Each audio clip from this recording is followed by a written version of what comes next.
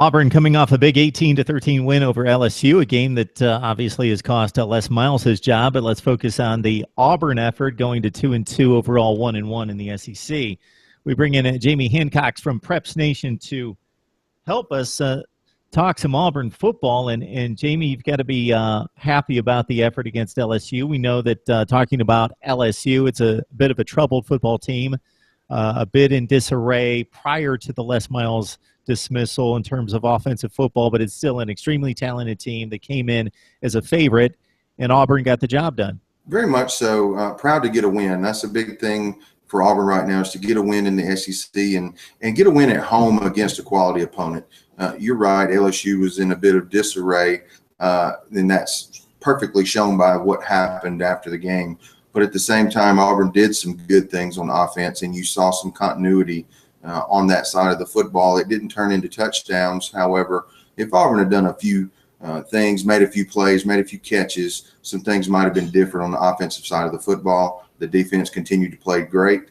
And, you know, what can you say about Auburn's kicking game? It just keeps going. You know, Jamie, I thought that the offensive approach against Clemson at the quarterback position was a bit odd. I thought that Gus Malzahn should have settled on a starter and stayed with Shaun White and not been shuttling quarterbacks in and out. I just thought that there were situations in that game in which he had the wrong play for the wrong quarterback and just didn't establish the continuity that you just spoke of. So Shaun White firmly entrenched, getting the snaps, that just has to be a good thing going forward. Absolutely. You go back to the Clemson game, and I think what you have is you have an intelligent football coach who knew that he didn't have everything in place to beat Clemson offensively. So I think sometimes we outthink ourselves and we try to introduce too many things to the game. The more that you introduce to an offense or a defense when they're not completely ready, the slower that they will play. And I don't mean at the pace of snaps. I mean the slower that they will play between the whistles. And so that's something that happened to Auburn that night. And the better football team won. Auburn loses to Texas A&M again. The better football team wins. However, when you look at Auburn at 2-2 right now, they've lost to two teams who have a lot of momentum and two teams that some people say could very well be around at the end when there's only four teams left. What kind of gets lost in this for me, Jamie, is the defense. So when we think Auburn under Gus Malzahn and the championship team that played Florida State, it's that this is a dynamic offense, the triple option, the intricate running plays, and the offensive approach. He's an offensive-minded guy, and the defense just kind of hung around and made enough plays to kind of make it happen. But now we've got a team that's led by its defense, and this defense is extremely good, and it may not get noticed nationally because they could only be a 7-5 or 8-4 football team. But this defense is extremely good, and we saw it specifically against Clemson and LSU. I agree. Auburn's defense has been fantastic. They've had a couple breakdowns that have cost them in each game that have run their point totals up just a little bit, their yardage totals up just a little bit.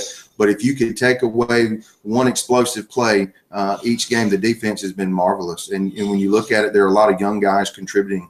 They're playing a lot of people, and up front is really where they've done their work in the front seven.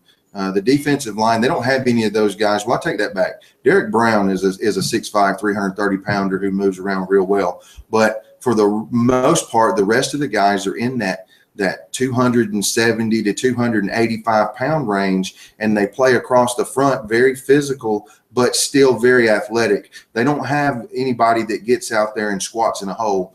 They have guys that can play two gaps and move around pretty well. When you look at the schedule, Louisiana Monroe's up next. That should be a win. You're at 3-2 at that point. And then, of course, the SEC West grind takes hold. Mississippi State, Arkansas, Ole Miss the next 3 weeks. When you look at this team and what you've seen thus far against the quality opponents, what gives you some hope that this team could maybe not vie for a division championship, but make a little bit more noise and be a bit of a spoiler compared to what maybe we expected at the outset? Or what gives you continued cause for concern?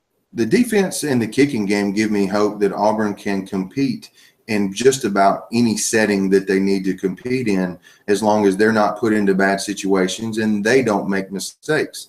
Now that's not talking about a Nick Saban Alabama team. That's a completely different animal. But I do feel pretty confident in what their defense can do and keep the offense in games. Offensively, what I'm happy to see is the offensive line appeared to not get overwhelmed against a good LSU front. Arden Key caused a lot of trouble, but he causes everybody a lot of trouble, and especially in Auburn scheme, where a lot of times they try to allow the defensive ends to cause what you do offensively. And Myles Garrett really exposed some of that, because he may be the best player in America.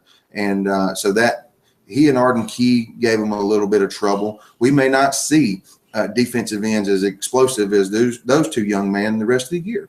And so Shaun White looks better and better. He doesn't do anything that wows you, but he is a leader. He's a guy that those kids believe in. And if we catch a few footballs, a few of those drop passes, and take a few more deep shots, I believe the coaching staff has to continue to believe in the receiving core. They're big guys. They have some large receivers.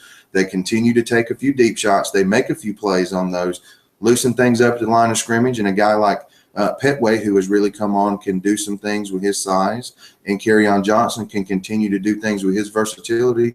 They have an opportunity, like you said, probably not to win the division, but to not be a team that you can take lightly, and they can beat anybody left on their schedule, save those guys at the end. And in that game, a lot of things can happen. They're one of the few teams in the country that have played 3 top-shelf opponents in regards to just sheer talent: LSU, Clemson, and Texas A&M. As I mentioned before, they got the SEC Western Division grind coming up. Unless something goes off the rails or they just blow us away and run the table, I don't think either is within reason. This is a team that's probably going to win about 7 football games in the regular season. If that's the case, does Gus Malzahn stick around?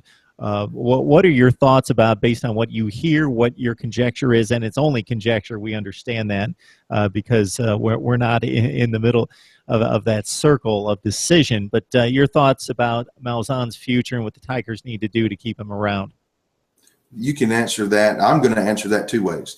There's a fan base here that, as Auburn people, that get a little overzealous. I think that overestimate where we are in the college football world. It's a good program, not an elite program. That means if you have a chance to compete for a national title twice in 10 years, you did your job. And you have to feel that way. You have to be that way. Gus Malzahn is an offensive coach. He's taking a lot of heat because the offense has been somewhat lackluster. So that I do understand the criticism. He does make a good bit of money in the position that he's in. He's been given a lot of praise for his intellect and whatnot on the offensive side of the football. In fairness to him, I believe that he should remain here if they can win 7 to 8 football games and show progress and continuity, because that tells me that they made steps forward from last year simply because they were in disarray last year. They were lucky and fortunate to win 7 football games. So I think he should stay around if they can show good continuity, win a game that they're not supposed to win, maybe not lose to anyone that they're supposed to beat, and give him another shot at what he's doing. I do think they've made some strides. We need to see more progress on the offensive side of the football and go from there. Jamie Hancock from Preps Nation, always giving us a unique perspective and a lot of insight on Auburn football and the entire SEC, with the Tigers tangling with Louisiana Monroe and then hitting that SEC Western Division grind coming up. Jamie, always appreciate the time. Hey, I appreciate it, Mark. I look forward to joining you again.